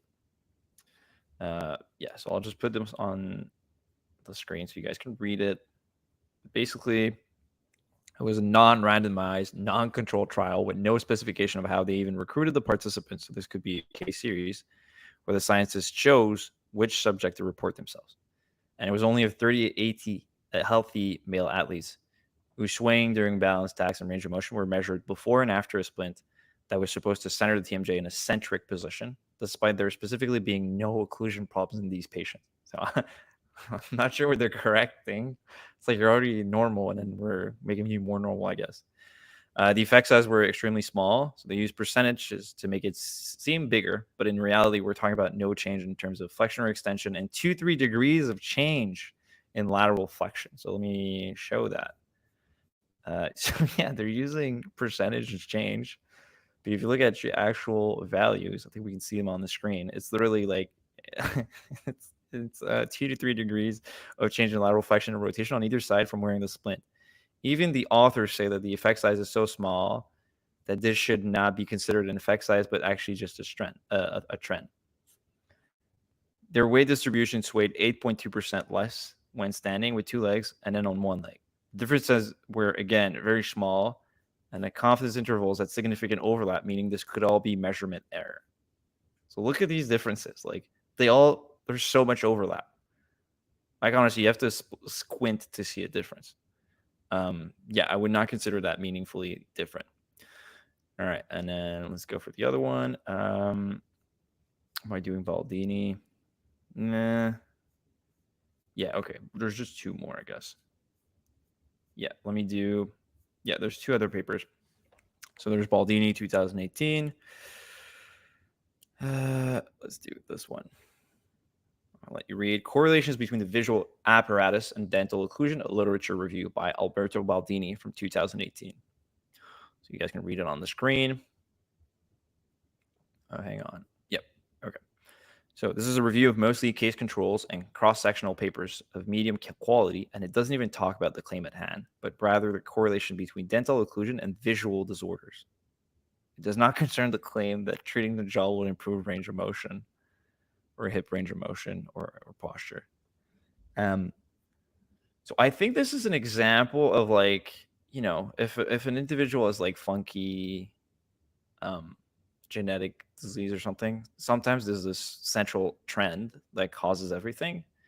And again, I can go back to Ehlers-Danlos. One of the phenotypes that can explain it is that the allele, I'm not good in genetics, but like one of the genes that codes your collagen is different. So your collagen is more disorganized, or I'll use like very simple, I'll do a Huberman and like explain it wrong, but in a way that people can understand. But it's your collagen is more extensible. It's not as like elastic as others, or not as stiff, basically. So people have like more range of motion. Their joints, it's easier to dislocate, and that can, for example, it can go like Marfan is a similar phenomenon, but like Marfanoid syndromes, which are really common in like really tall players with really long arms. I think when you're above 6'5", you get screened as a kid. When you have that, you get like hypermobility as well because your collagen is different, if I recall. But also you can get heart disease. That's one of the reasons whenever I find someone that seems to have hypermobility, I refer them to the GP to make sure they don't have that presentation, because it can lead to early heart attacks. So there's an example. So if we took the logic of Conor here, we could be like, hey, having like extensible finger, that biomechanic leads to heart attacks. Whereas all you're looking at is a central cause of multiple problems or anomalies. And again, I think people who tend to be asymmetrical in one place tend to be asymmetrical everywhere, probably because, again, maybe that's just how they are. They have the asymmetry joint or something. I'm not sure. Or maybe they're just hypermobile and that leads to asymmetries. Again, we don't know. But I think it's more probable than saying like, oh, this little asymmetry leads to that other one, blah, blah, blah, and that's like super important. Again, we can't dismiss it outright. I'm just saying my bias here. So that was the Baldini 2018 paper, and then I'm just going to close this and do this one instead. So Sagaguchi, that's a crazy name. I mean, I find it crazy because I'm white and stupid. Examination of the relationship between mandibular position and body posture by Kiwamu Sagaguchi from 2007, I think. Yeah, so it was a single-blind randomized crossover trial of 45 adults looking at the impact of adjusting posture on mandible position versus adjusting mandible position on body posture. The only difference between groups was the order of the tests were conducted in. They used wax mouth pieces, including one that was placebo. i.e. did not interfere with occlusion. One that brought the canines edge to edge, and one that corrected the occlusion, so aligned side to side with a 20% overbite, which is considered like the best one. Yeah, that's the heavy one. So when subject used a 9mm heel lift under the right foot, occlusal forces shifted to the right side and backwards compared to no heel lift when in standing. This was not tested on the left side, so we don't know if that would have happened as well. The effects were not consistent. Sometimes the placebo mold induced more sway on some measures, but only the canine to canine position changed the sway on other measures. So overall, these results were arguably contradictory to each other, all the while being mostly displaying no difference if we look at most figures. Overall, the effect size, except for the heel lift's effect on occlusion, at about a 45% difference, were very small, and this study was too small to be called anything other than a pilot study, as there were 10 statistical tests conducted, each with 3 to 5 groups being compared. So that's an insane amount of comparisons being made for such a small sample. Overall, none of the effects of changing occlusion mattered for actual postural measures / body weight distribution, since the placebo group, in the placebo group, the only measures that were different were either displayed equally in the placebo group or the placebo group performed the same as the correction group. In other words, all we can say from this paper is that having a heel lift under the right foot might increase biting contact pressure between the molars on the right side more in standing, based on a dramatically underpowered study. And this was not compared to placebo in Seoul. So this might also just be placebo. The difference in occlusal forces could also just be explained by the fact that when you lean more on one side, your head tends to move to compensate, which affects occlusion through gravity alone. All right. Overall, the study is unusual beyond acting as a pilot study to maybe expand into an actual well-powered study in the future. All right, we're almost done, and thank God I don't have to read that shit again. Again, all respect to the scientists. I'm just saying this is not why I became a physio. Okay. So, effects of experimental leg length discrepancies on body posture and dental occlusion by Nozomi Maeda, my bad. It was 2011 paper, I believe. I'll put the abstract there so you guys can read it. So, single-blind randomized control crossover trial of 30 young adults were given insoles of 1 to 10 millimeter under both feet to mimic a leg discrepancy, while the center of pressure, the COP, during 3 standing postures, so standing with no heel lift, standing with left heel lift, standing with a right heel lift, were measured, as well as occlusal forces during these postures. So it turns out that having a heel lift on the left side leads to putting more weight through that left foot and having a little bit more pressure between the left molars and the right molars. So you squeeze more on the side that's lifted. The differences in occlusal forces could also just be explained by the fact that if you lean more on one side, your head tends to move to compensate, which affects occlusion through gravity alone. And that's from the paper itself. Moreover, changes in head position may have occurred that affect the lateral occlusive force distribution. Where the head position laterally shifted to the heel lift side, the mandibular resting position may have shifted to the same side in response to gravity. So I wasn't even looking for that. I came up with that idea, and then the authors were like, yeah, you're correct. Like, I'm not crazy for assuming this. Also, this study is very small, considering they conducted 20 statistical tests with 10 different groups, with 10 insoles, with only 30 subjects. This is a ridiculously underpowered paper. The effect size were also atrociously small, being absent in most cases. And when present, not even exceeding 5 to 10%. So let me pull that up. Again, this is a great way. I feel like, yeah, if you remember anything from this paper, I think it's a good explanation of how to conduct a paper on shit that you want to be true. You take a very small sample. It's cheap to do. And you take an incredible amount of measures, and then you only report the stuff that matters, and you don't talk about the effect size. Because something will come up. If you flip a coin enough times, you'll get 3 in a row. And then you can just say, oh, yeah, when I did it, holding something in my mouth, that did it. And you don't have to report the effect size at all. So if you look at these, there's so much overlap. Differences were less than 5 to 10% in terms of difference. That's so small.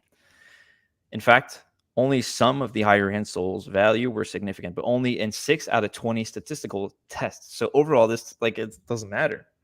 So this seems like a clear case of the red Skittles give cancer method that I talked about earlier. AKA, we report the positive results only after taking away way too many tests, thereby only showing false positives.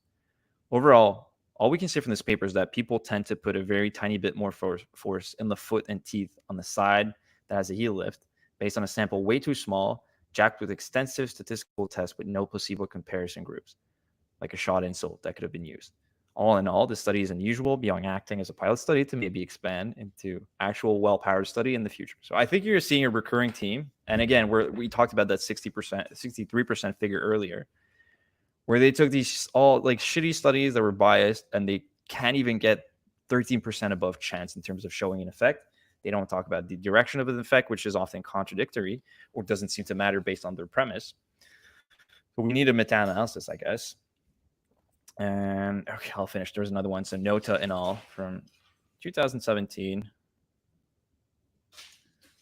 Let me share that one. Yeah, share.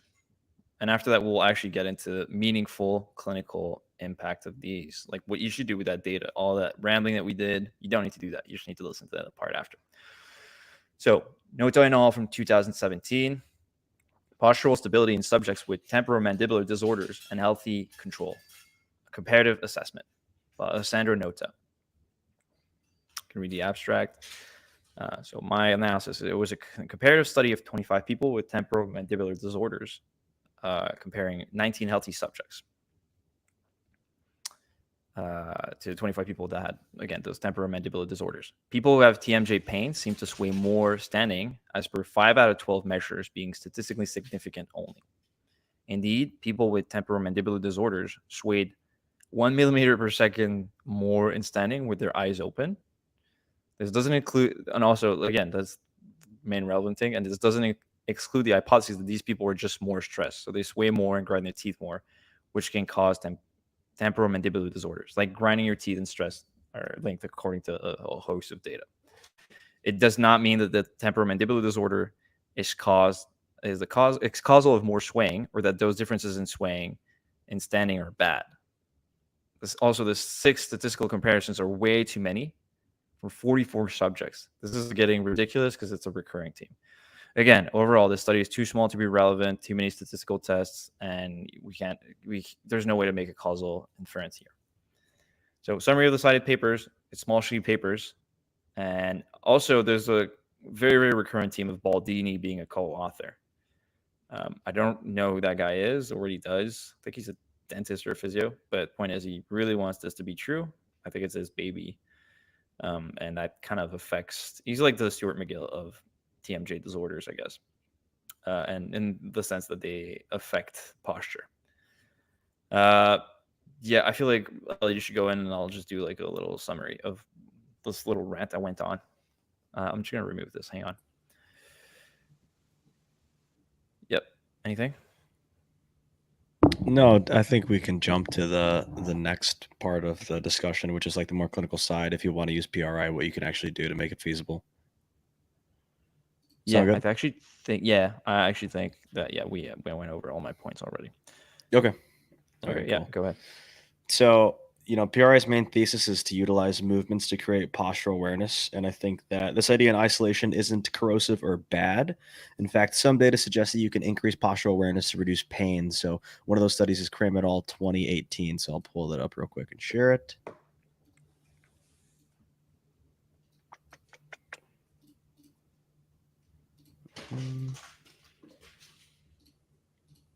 So it's this guy right here, postural awareness and its relation to pain, validation of an innovative instrument measuring awareness of body posture in patients with chronic pain. So basically what this study suggests is that higher positional awareness is moderately correlated to less pain in a sample of 512 chronic pain patients.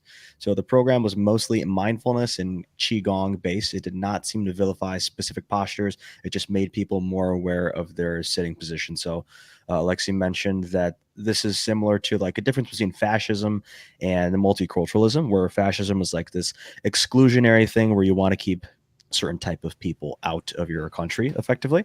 And multiculturalism welcomes all people. So this study isn't saying that any posture is bad. It's saying that no posture is specifically bad. Just be aware of all of your postures.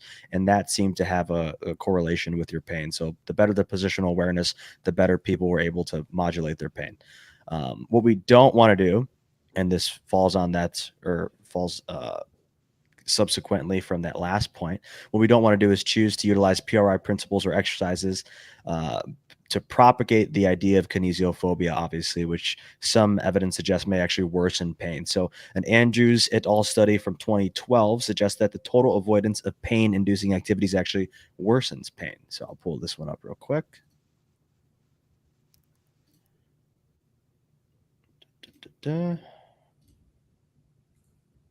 This guy right here.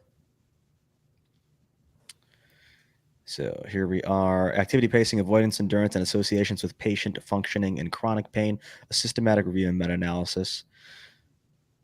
If we go down.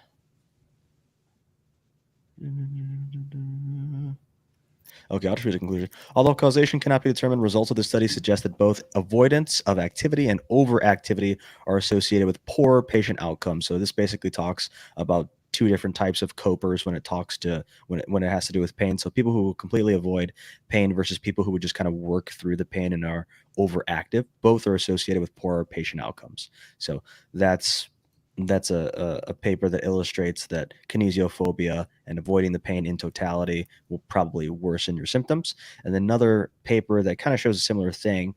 It shows that kinesiophobia is associated with pain intensities. Vega et al. 2018. If you pull up this one. Up, yeah.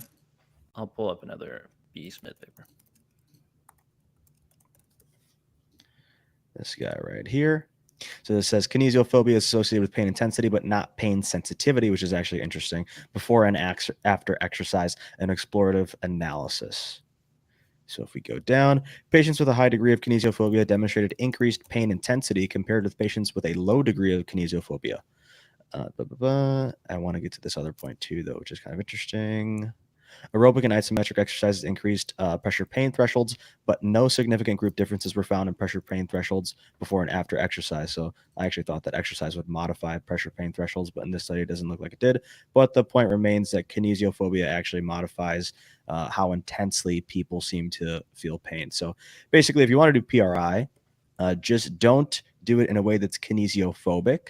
I would, if you really want to, you can include the exercises for PRI that are typically associated with PRI. One of them is like this 90-90 wall sit with a balloon for breathing. And although that looks ridiculous, it actually does help some people. So if you want to use stuff like that, I think it's totally fine to use stuff like that. Just don't do it with, a malicious or nocebic context that is pretty clearly indicated to make people's pain worse or that's the caveat there. One more thing that I wanted to show. I just wanted to pull up this video of this guy. Yeah, Go ahead. we're going to talk about Warren Chat, but could you explain, let's say you're using the balloon, the way, I'll do the way a PRI guy would say it maybe. Sure. And then you can do it the way you would explain it, the way, if you were to give it, for instance. Mm-hmm. Well, let's say I'm not a PRI certified guy. So I'll say like, when we're doing this, we're helping your flared rib rotate better, which helps your scapular biomechanics, which will help your flexion, like shoulder flexion, go further, which probably reduces the impingement on your shoulder. So we want you to be able to breathe diaphragmatically, which is what this drill emphasizes. Okay, that's one. Again, I have no idea if that's how PRI does it. From what I read, it should be something like that. Pretty similar, yeah. Yeah, not the details, but the points. Okay, and then how would you explain it? You want to do that drill. That patients want to, probably for you, I know you, like the patient would want to do this, and you're like, sure, you can do that as a warm up, maybe. Yeah. How would you explain it to him? He's like, teach me how to do it correctly or something. And why are we doing this?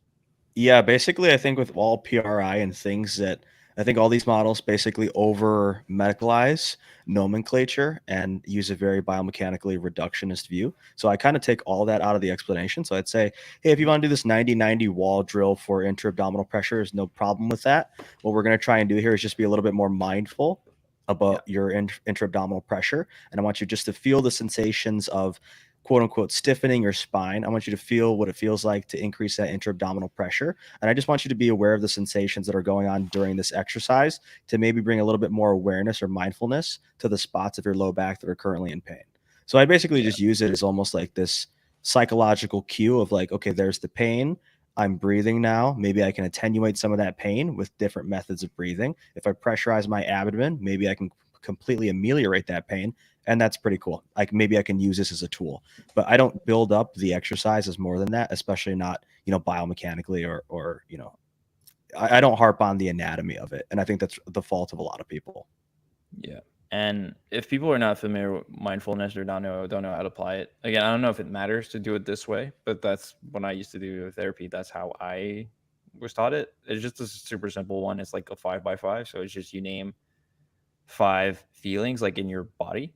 Mm-hmm. You name 5 smells, 5 things you're seeing, and then 5 things you're hearing, and then 5 things you're thinking.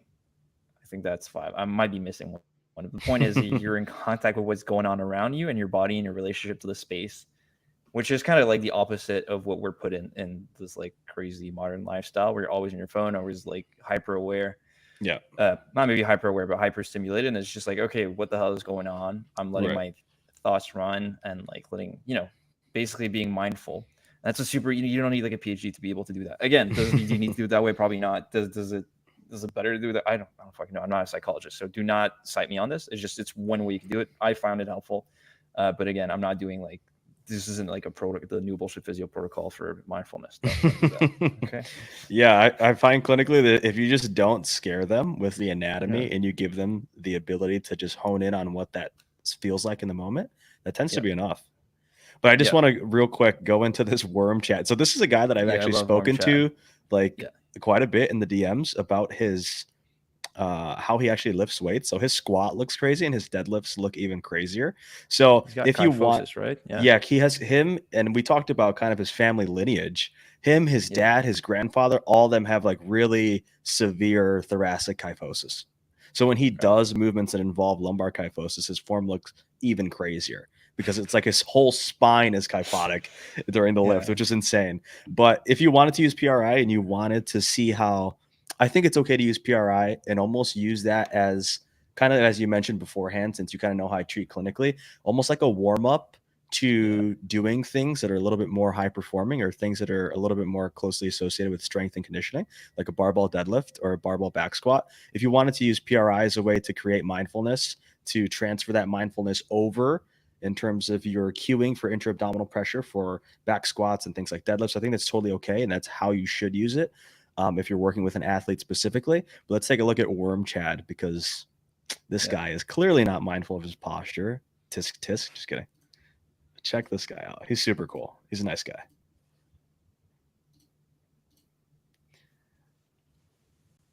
All right, let's check out this man.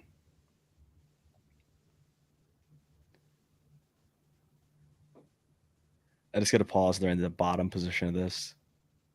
Yeah. Go ahead. I mean, look at that. That is what peak male performance looks like. And when I had a discussion with him, and I sent him actually several of his own videos, and I was like, "You're telling me that you don't feel pain during any of these squats?" And he goes, "I feel fantastic when I squat." He goes, "I feel incredible. I have no pain ever." And he's like, "It's just my thoracic kyphosis that all the men in my family have that makes this look even worse." And then he actually sent me a picture of his dad, who has like, it was a profile view. And his dad did have a lot of thoracic kyphosis, but apparently no mid back pain or low back pain or anything like that. This is just the way this guy's biomechanics works. And he might have fusion. So like he basically, it's like, I don't know. You know how the joke that your spine's not meant to move. If it were not meant to move, it would just be fused. Right. Maybe he has that, but just in the wrong, and I'm using quotation marks here, wrong position. Sure. Yeah. Yes, I mean, this guy is like a living, breathing antithesis to the idea that everything has to be asymmetrical, or excuse me, everything has to be symmetrical, or else you're going to feel pain. This guy is like clearly lifting, quote unquote, incorrectly, and has no pain whatsoever, and is thriving and is getting stronger. So pretty good. Devil's advocate, maybe he's extremely stable because his whole spine is fused. He's just like a Miguel on crack kind of version. He's done so many bird dogs that his spine is fused stable. In the wrong position though. Yeah. Right. That's super interesting. I love that guy. I do wanna, I feel like, and that's something for my editor. You're gonna have to put this part before Elliot did this big chunk of talking. We didn't mention a big point of contention among us. So we Steelman, the argument of the TMJ, the PRI guys. that, okay, maybe it changes posture. We looked at that and we were saying like maybe the data was really bad. That's her take. But also I guess the argument that comes after that is that there's also no clear correlation as what's good or bad posture in literature. We cannot say causally, oh, this is good posture, this is bad. So the two big studies on this, the first one is CT Swain 2020. So it's a very famous paper. Let me share this. And I've cited this paper before. It's like one of the first papers I cited when I started doing this scientific thing. So there's no consensus on causality of spine, postures, or physical exposure and low back pain. A systematic review of systematic reviews by Christopher T.V. Swain from 2020.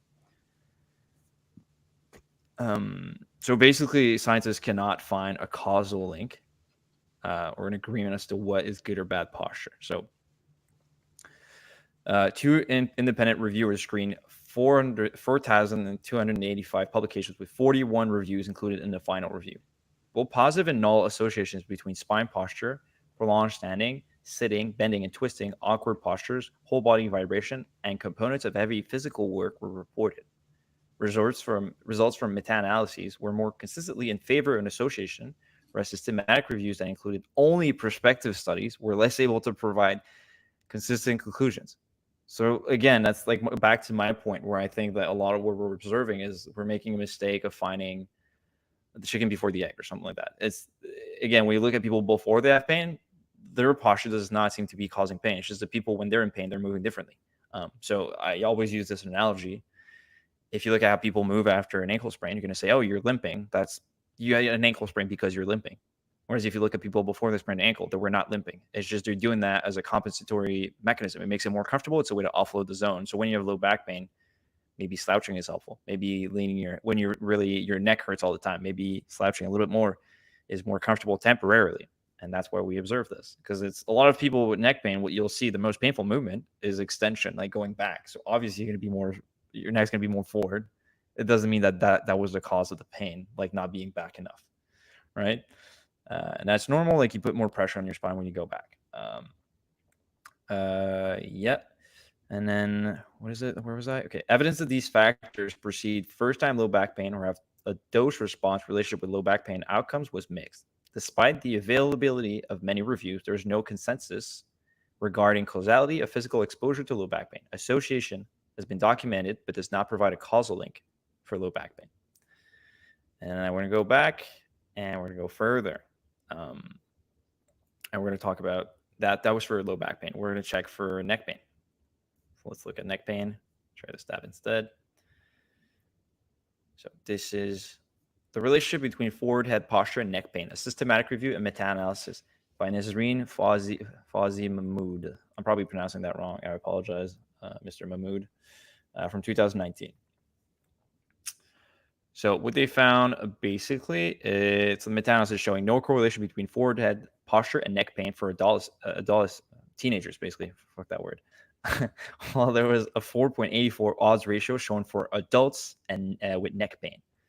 So what does that mean? What that means is that adults with neck pain are 4.84 times more likely to have forward head posture. So people watching this, it's when your neck is forward. So basically the position that people are going to tell you, hey, sit straight, you're sitting wrong.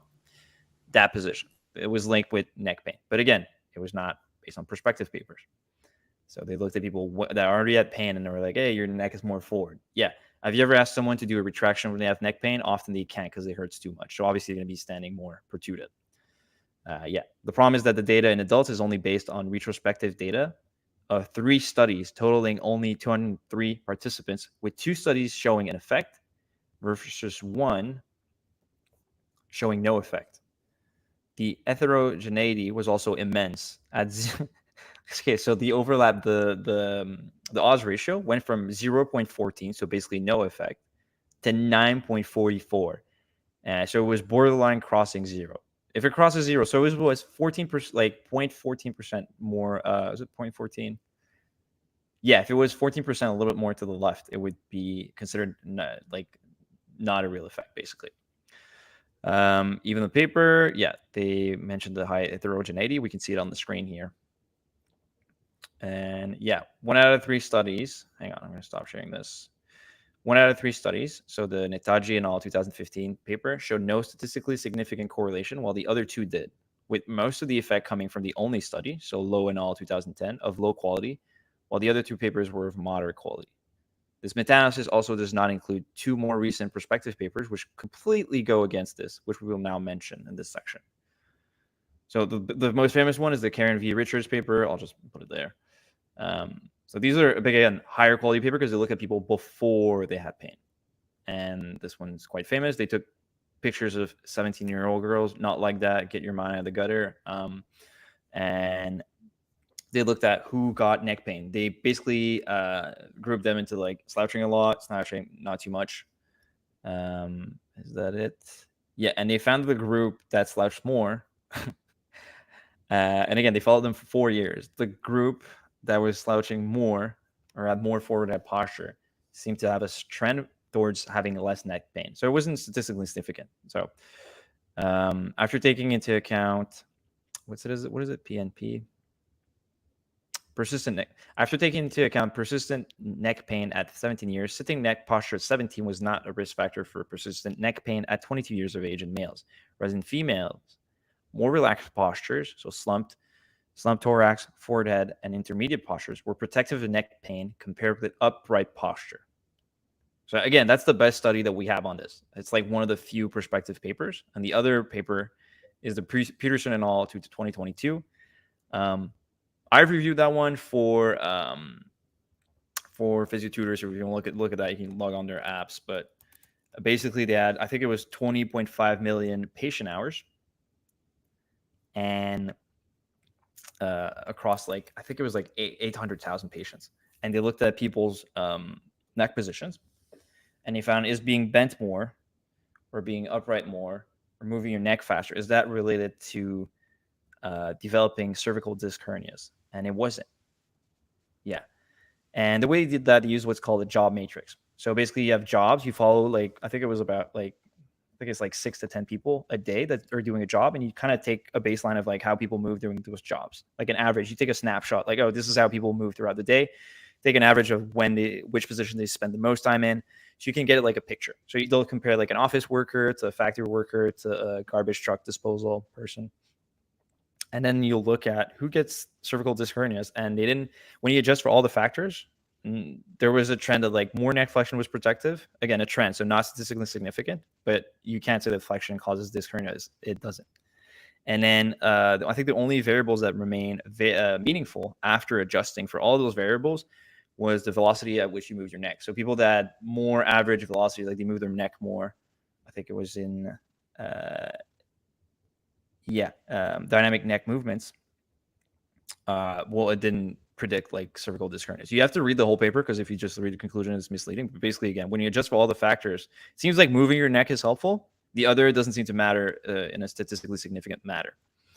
So again, these are the 2 best papers. They show the opposite of what's recommended in terms of a good posture for what I guess PRI people would say, or any person that says focuses on posture. It's like, okay, it seems like slouching might be helpful, maybe a little bit. And we can probably definitely say that a large portion of the findings that we see in cross-sectional studies that are retrospective is probably like reverse correlation. This is just people that it feels better to be in that position when they're in big pain, rather than that position being the cause of pain.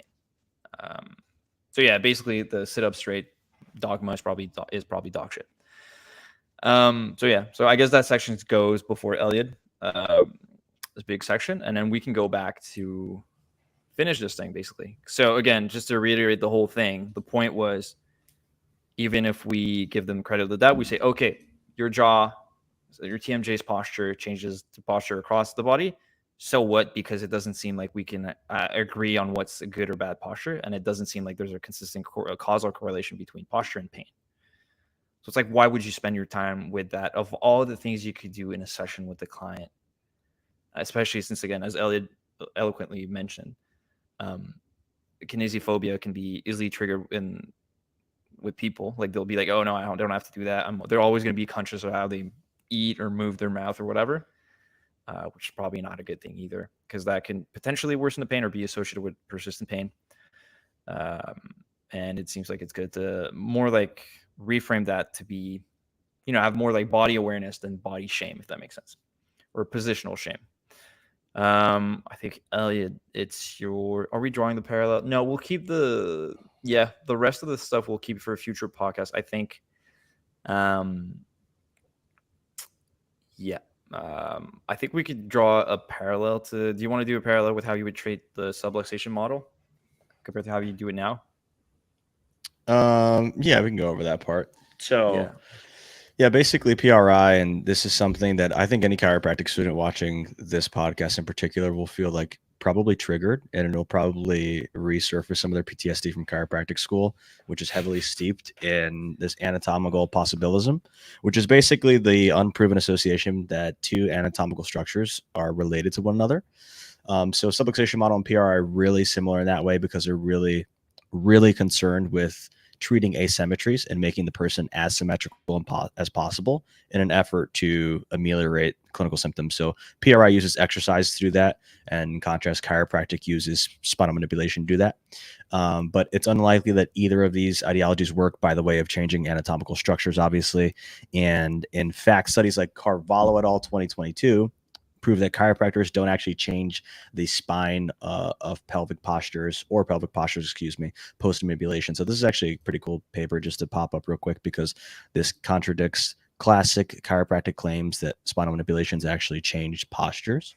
So if we looked at this, it says 2022 study the effect of lumbar spinal manipulation on biomechanical factors and perceived transient pain during prolonged sitting, a laboratory controlled cross-sectional study. So if we just go down, there are no significant differences in spine or pelvic posture or perceived back pain following either the manipulation or control maneuvers. So either sham manipulation or true spinal manipulation. Significantly reduced muscle activity and increased shifts of the lumbar spine angle were identified in the block following manipulation compared to both baseline and control blocks. So conclusion is spinal manipulation does not appear to have an immediate impact on spine or pelvic posture in healthy adults, but does appear to reduce spine muscle activity and increase spine movements during sitting. So main thing here is that the adjustments don't have an immediate effect on the spine or the pelvis. So just like PRI probably doesn't actually truly change the anatomy of the spine or the anatomy of whatever structure they're trying to impose differences on, chiropractic doesn't do that either through spinal manipulation. So the two are very similar in the core thesis of their arguments, and they probably both don't work in the ways that they are supposing that they do.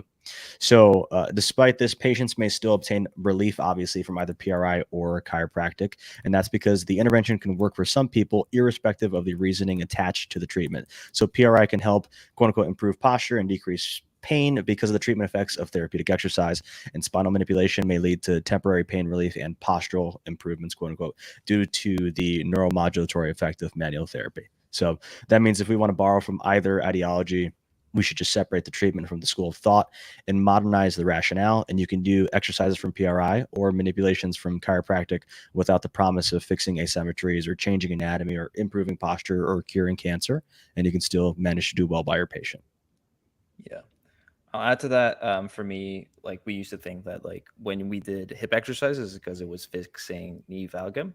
When I started out my career, that's what I would tell. We got to fix that knee going in.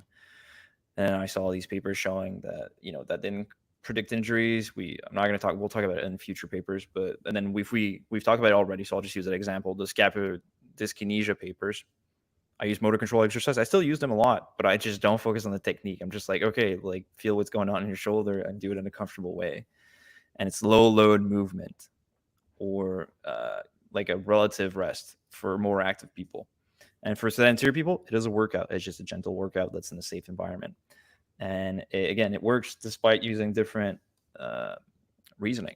So again, it's just don't get married to the narrative. And if you read data a lot, if you're actually interested in the science, I'd say people are like, oh, well, it changes all the time, so it's worthless to read data. Honestly, it doesn't that much. It's more the effects, the mechanisms that will change. But the effects are quite stable across time. So if you have a meta-analysis that shows effects based on good RCTs with decent sample sizes, it's unlikely to change. The rationale, very likely it'll change because humans are so complex. You got all these overlapping mechanisms. It's hard to pinpoint which one. But when pointing the effect, like the endpoint, is pain better, is disability better, that tends to stay more stable over time. So I'd say focus on that and then maybe do the rest as a hobby. because it's interesting to know how it works. It's just honestly, you don't really need that for the patient. You just need to give them an example. You don't need to tell them exactly how it works. Often I just say like, oh, it's the neurophysiological effect. And then maybe I'll explain it more simply to the patient, but I'll be like, it stimulates the zone, which seems to be helpful for pain. And, it kind of tells the body that, it's okay to move. I don't think I'm lying when I tell you, really, is it that what's going on per se? Probably not. But again, it is an ethical way to explain it. That's not going to nocebo your patients. You don't have to pick that one. It's just one I use. And I use a bunch depending on the patient. And again, I just want to, because Elliot, we're not going to go into that. We'll probably do a podcast on subluxations alone, but I just want to share this. If people want the data, there's a lot of data on why the subluxation theory should be let go. I did a video on it with all the data, 3-minute 15. Physio explains vertebral subluxation. It's on my page. If you want to look at that, I explain also how even if we accept the premise that correcting the subluxation would fix the problem, manipulations are so, we know that from the McGill papers and other papers. If that were the case, manipulations would more often than not make the misalignment worse, because the margin of error is pretty big. So it's like 2 to 6 segments are hit every manipulation. So if it were the case, most cases you'd be making the misalignment worse. So you can't have your cake and eat it too. Either it's imprecise and you're making patients worse, or it's not how it works. I think you should choose the latter. It's not how it works, but it might be helpful for pain to do manipulations. But it's not by correcting physical misalignments per se. Yeah, so I think we've done like how we spin our treatments differently in a non-nocebic way. I think you did it for the manual therapy angle. I did it for the exercise angle.